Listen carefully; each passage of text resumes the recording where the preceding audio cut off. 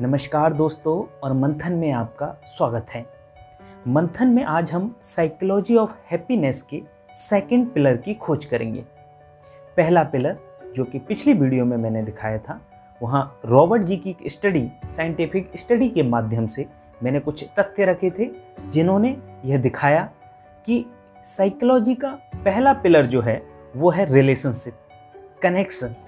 इंसान का इंसान से कनेक्शन, इंसान का जानवर से कनेक्शन और इंसान का पेड़ पौधों से कनेक्शन। कई बार हमने देखा होगा कई लोगों को पेड़ों से बहुत लगाव होता है, उनके साथ घंटों बिताते हैं, उन्हें खुशी मिलती है। तो बेसिकली लिविंग बीइंग्स का लिविंग बीइंग के साथ कनेक्शन, एक रिलेशनशिप खुशी की ओर ले जाता है, जो कि पहले पिलर ने दिखाया। बाकी कंप्लीट स्टडी को मैंने उस वीडियो में दिखाया है, आप जाकर देख सकते हैं। अब हम बात करने वाले हैं सेकेंड पिलर की। दूसरी वो चीज क्या है जो खुशी की ओर लेके नहीं जाती, खुशी में हमें डुबाए रख सकती है अगर हम उस चीज को बारीकी से समझ पाए। सबसे पहले एक साइंटिफिक स्टडी इससे भी रिलेटेड है, उसको मैं आपको बताता हूँ। इस साइंटिफिक स्टडी में क्या होता है कि लोगों के 3 ग्रुप बनाए जाते हैं, ग्रुप 1, ग्रुप 2, ग्रुप 3। ग्रुप 1 में मौजूद लोगों को कहा जाता है आपको ऐसी 5 चीजें लिखनी हैं जिनके बारे में आप थैंकफुल हैं अपनी लाइफ में। 5 चीजें ऐसी आप लिखिए। ग्रुप 1 को यह टास्क दे दिया गया।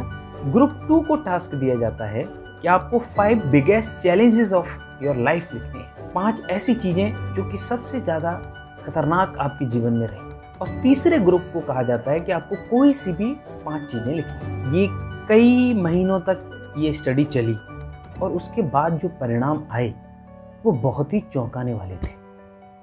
वो परिणाम ये थे कि ग्रुप 1, जिसको कि 5 बहुत अच्छी चीज़ें जो कि उनकी लाइफ में उन्हें थैंकफुल लगती हैं, वो लिखने को कहा गया था, उस ग्रुप में मौजूद लोग ग्रुप 2 और ग्रुप 3 के लोगों से 25% के करीब ज़्यादा खुश पाए गए अपने दैनिक जीवन में। तो एक आंकड़ों के आधार पर एक स्टडी की जाती है कुछ तथ्य निकालने के लिए। तो ये हमें क्या दिखाती है कि जो हमारे पास है उसके बारे में हमें अवेयर रहना, उसके बारे में सोचना और अधिक से अधिक सोचना कि हमारे पास जो है वो क्या है। और इतना कुछ है कि हम कई बार जो है उसके बारे में ना सोचते हुए उसके बारे में ज़्यादा सोचते हैं जो नहीं है। अभी आपको एक रियल लाइफ बात बताता हूँ। एक सपना आया मुझे लास्ट नाइट।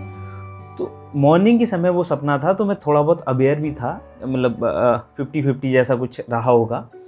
तो सपने में क्या होता है कि स्टार्टिंग कुछ होती है, देन एक बीच में ऐसा पार्ट आता है जहाँ पर एक ट्रक है जो कि कच्ची ज़मीन पर आकर कुछ पार्किंग वगैरह करने का प्रयास कर रहा था। तो वो लेफ्ट राइट कुछ कर रहा था। देन मैं ऐसे सोच रहा हूँ लाइक कि मैं कहीं सामने कहीं खड़ा हुआ हूँ, मैं वहाँ से उसे देख रहा हूँ और मैंने कहा अब ये पलटेगा। उसने लेफ्ट राइट किया, पलट नहीं था। मैंने कहा ये पलटेगा 100%, मुझे पता है। और कुछ ही देर में वो ट्रक पलट जाता है। अब जैसे वो ट्रक पलटता है मेरी नींद खुल जाती है। अब मेरे दिमाग में एक साथ आता है कि मैंने सोचा कि ये ट्रक पलटेगा और ये ट्रक पलटेगा, ऐसा मैंने 2-3 बार उस सपने में बोला और वो कहीं ना कहीं मुझे एहसास हो रहा था और वो ट्रक पलट गया। अब ऐसा जरूरी नहीं कि ऐसा आप रोड पर सोचें ऐसा हो जाए, लेकिन ये कहीं ना कहीं ये दिखाता है कि रियल लाइफ में हो सकता है कि तुरंत ना हो वो चीज़ें सामने, लेकिन हमारा नर्व सिस्टम, हमारी कुछ सिग्नलिंग जो ब्रेन की है वो इस तरीके से है कि जैसे आप थॉट्स उसे देते हैं, जैसा आप उसको बोलते हैं कि ऐसा कुछ हो, उस तरफ वो कहीं ना कहीं कुछ प्रोग्रामिंग करने लगता है। अगर वो सपने में कर सकता है तो रियल लाइफ में भी तो वही करता होगा, क्योंकि ब्रेन तो वही है। वो सिग्नल भेजना, उस तरीके से उस स्टोरीज को ऐड करना, यानी कि हाउ यू थिंक, कैसा आप सोच रहे हो वैसा आपके साथ तुरंत नहीं हो सकता। कई बार धीरे धीरे उस तरफ आप बढ़ने लगते हो। तो ये बहुत महत्वपूर्ण चीज़ है कि आपके पास जो है उसमें आपको खुश रहना आना चाहिए। ये होना ही है। क्यों? क्योंकि जीवन में कुछ लोग हमारे साथ रहेंगे और कुछ लोग हमें हमारे बीच में, हम भी छोड़कर जाएंगे तो बाकी लोगों के लिए हम छोड़कर जाएंगे। ऐसे ही कुछ हमारे साथी हमें बीच में छोड़कर चले जाएंगे। इससे हमें दुख होता है, लेकिन क्या दुख रहने से, दुखी रहने से कोई समाधान निकलने वाला है? इससे कोई समाधान निकलने वाला नहीं है, क्योंकि जीवन का एक सत्य है, जीवन का एक क्रम है। जो आपके पास है उसमें आपको खुशी देखनी है और उसी में खुश रहना है। उसके लिए भगवान को धन्यवाद करना है, क्योंकि जो आपके पास है वो ज़्यादा महत्वपूर्ण है, वो ज़्यादा महत्व रखता है बजाय इसके कि जो आपके पास नहीं है। जब भी सुबह उठो तो ये सवाल खुद से पूछो कि what's good in my life, मेरे जीवन में अच्छा क्या है। कुछ ना कुछ तो अच्छा जरूर होगा। जब आप बार बार अपने से ये सवाल करेंगे, बार बार अपने से ये पूछेंगे कि मेरे जीवन में अच्छा क्या है, तो कुछ ना कुछ आपको अच्छा मिलेगा।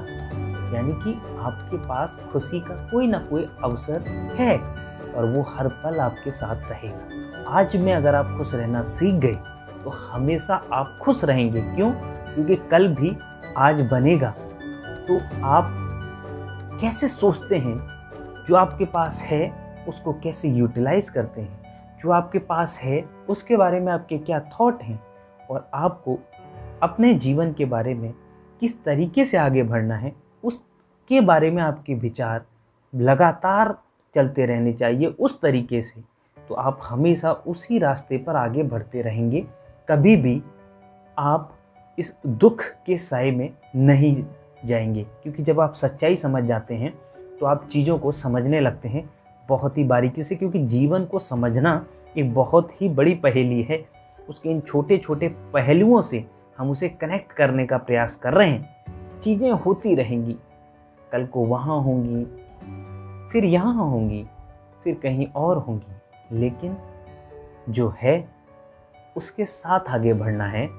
जो है हमारे पास उसको पूरी तरीके से अवेयर होकर देखना है, उसी के बारे में सोचना और समझना है, और इस पूरे जीवन के ताने बाने से अच्छी बातें हमेशा सोचते रहना है। हर सुबह जब उठो तो what's good in my life पूछना है। खुशी मिलेगी और कुछ ना कुछ एक ऐसा पल हुआ है जो हमें खुशी देगा।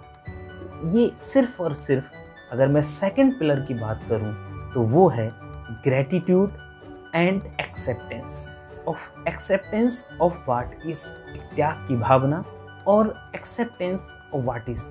जो है जैसा है उसको हमें वैसे ही स्वीकार करना है। हमेशा एक त्याग और सद्भाव की भावना रखनी है। जीवन इससे ज़्यादा कुछ भी नहीं है, बहुत सरल और बहुत आनंदमयी है। तो पहला पिलर रिलेशनशिप और दूसरा पिलर ग्रेटिट्यूड एंड एक्सेप्टेंस, ये दो पिलर से चीज़ें बहुत सामान्य हो जाती हैं, और यही है साइकोलॉजी ऑफ हैप्पीनेस। तो आप सबके बीच मंथन में मैंने एक विषय रखा जो कि मैंने खुद कुछ पुस्तकों की स्टडी के माध्यम से और कुछ नेट पर साइंटिफिक स्टडी के माध्यम से चीज़ों को पहले कलेक्ट किया, उनको मैंने नोट्स बनाए और उनको पहले मैंने खुद से समझा, मंथन किया, और उसके बाद आपके बीच मंथन के लिए रखा है कि आप लोग उसको समझें और मंथन करें। और इसी तरीके के विषय को मंथन में मैं आपके बीच इसलिए लाता रहता हूँ क्योंकि जो मेरे पास कोई जानकारी आती है तो वो आप लोगों तक पहुँचना ज़रूरी है, या फिर इस YouTube पर एक बार वो पहुँच जाएगी तो बाकी आगे आने वाले कई वर्षों में वो कहीं ना कहीं किसी का भला कर सकती है, किसी को कोई सहयोग कर सकती है। तो इसी भावना के साथ आप सब लोग अपना ध्यान रखें, स्वस्थ रहें, अभी घर पर रहें, कोरोना की चेन को ब्रेक करते हुए आगे हम बढ़ेंगे। जय हिंद।